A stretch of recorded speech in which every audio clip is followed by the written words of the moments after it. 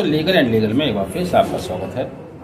उच्चतम न्यायालय द्वारा यूपी मदरसा बोर्ड 2004 की संवैधानिक वैलिडिटी को बरकरार रखते हुए इलाहाबाद उच्च न्यायालय के आदेश को निरस्त कर दिया गया है।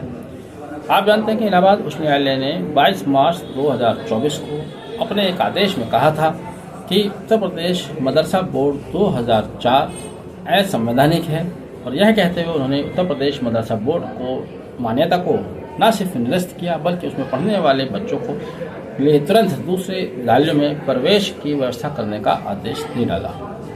इलाहाबाद उच्च न्यायालय का यह आदेश बहुत ज़्यादा आलोचनाओं में रहा, क्योंकि इंस्टेंटली 17 लाख बच्चों के ऊपर प्रभाव पड़ने वाला था। उन्होंने इस तथ्य को नज़रअंदाज करके यह आदेश पारित किया। हालांकि 5 अप्रैल 2024 को इलाहाबाद उच्च न्यायालय के उक्त आदेश पर सुप्रीम कोर्ट द्वारा स्थगन दे दिया गया था। 22 अक्टूबर 2024 में इस मुद्दे पर सुप्रीम कोर्ट में सुनवाई की गई और आज सुप्रीम कोर्ट द्वारा अंतिम निर्णय सुना दिया गया। सुप्रीम कोर्ट के chief justice doctor D.Y.. Chandrachud, justice GB. Pardiwala और जस्टिस मनोज मिश्रा द्वारा यह निर्णय सुनाया गया।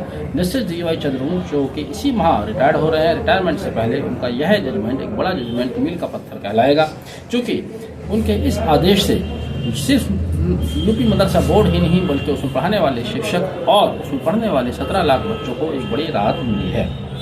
माननीय उच्चतम न्यायालय ने कहा है कि केवल बेसिक स्ट्रक्चर के उल्लंघन के आधार पर उत्तर प्रदेश मदरसा बोर्ड 2004 को निरस्त किया जाना गलत है। उन्होंने कहा कि कोई भी एक्ट केवल तभी निरस्त किया जा सकता है जबकि वह संविधान के खंड 3 में वर्णित फंडामेंटल राइट्स का उल्लंघन करता है, या तब निरस्त किया जाता है जब वह लेजिस्लेटिव कॉम्पिटेंस का उल्लंघन करता है। साथ ही सुप्रीम कोर्ट ने भी कहा कि किसी भी कानून की संवैधानिकता मान्यता संविधान के बेसिक स्ट्रक्चर के उल्लंघन के आधार पर चैलेंज नहीं की जा सकती, यानी कि पूरी तरह से इलाहाबाद उच्च न्यायालय द्वारा दिए गए आदेश को गलत करार दिया।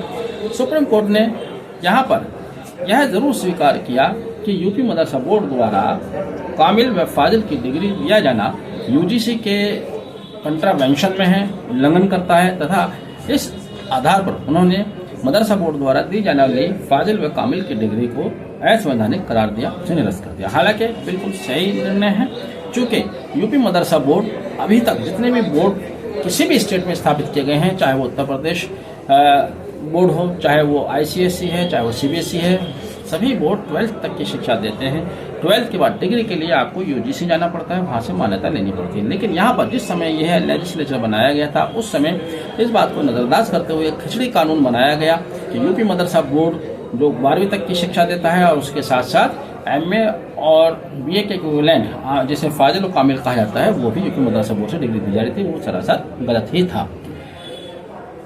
2 दिनों तक सुप्रीम कोर्ट के समक्ष बहस चली। इस बहस में याचिकाकर्ताओं द्वारा यही स्थापित किया गया कि इलाहाबाद हाई कोर्ट द्वारा अपना निर्णय देते समय बिल्कुल इस तथ्य को नजरअंदाज किया गया। उन्होंने इलाहाबाद उच्च न्यायालय ने यह माना था कि यूपी मदरसा बोर्ड केवल धार्मिक शिक्षा देता है, जबकि यह गलत था।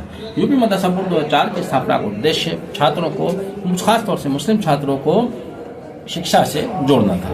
यहाँ पर एक मेन करेक्टर NCPCR का भी है, national commission for protection of childrens right. सबसे नेगेटिव रोल इन्हीं का रहा। इन्हीं के पत्र पर यह सारा मामला हुआ और इन्हीं के पत्र पर केंद्र सरकार और फिर यूपी सरकार द्वारा मदरसा बोर्ड के खिलाफ कार्रवाई की गई। National commission for protection of children rights ने माना था कि यूपी मदरसा बोर्ड आर्टिकल 21A के अंतर्गत दिए गए प्रावधानों का उल्लंघन करता है, जबकि NCPCR को अगर बच्चों की इतनी ही चिंता है तो उनको देखना चाहिए आज भी जगह जगह चाय की दुकान पर, फैक्ट्रीज में छोटे छोटे बच्चे खुल्ला मजदूरी कर रहे हैं, वह स्कूल नहीं जा रहे।